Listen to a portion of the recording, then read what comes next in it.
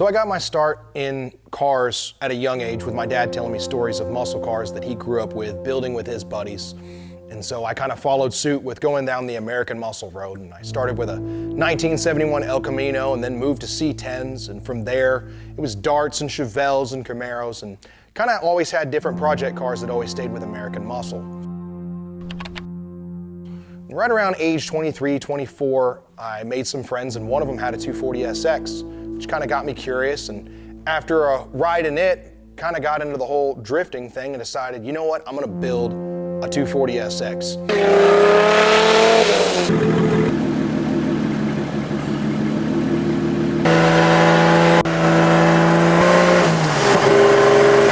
And so I kind of stepped away from the American muscle cars that I'd been with and went down the more JDM route with building a car that would be really good for drifting, that would make the really cool sounds. So I built my 240SX with a 1JZ.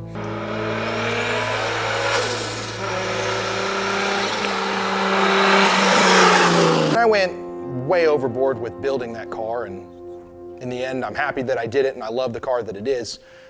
But I knew that there was something else that I wanted. There was a second car I wanted to build that would be different than the drift car.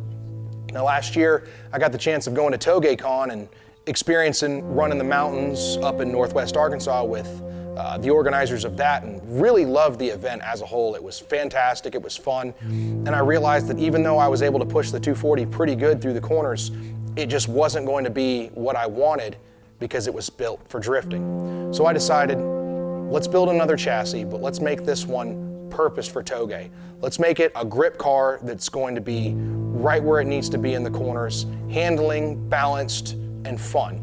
So I started looking for a chassis after TogeCon.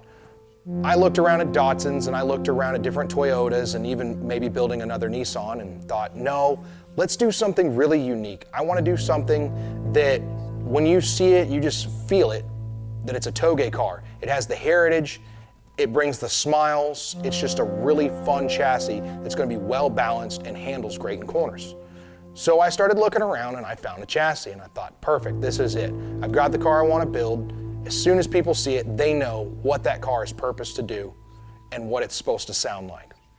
So after acquiring the chassis, I decided, now the motor. Obviously the original motor wasn't going to cut it. It wasn't going to have the power, it wasn't going to have the sounds that I wanted.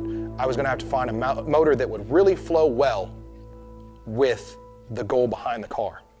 An LS wasn't going to cut it just because I wanted to stay pure with Japanese cars. So I decided to go to a K24.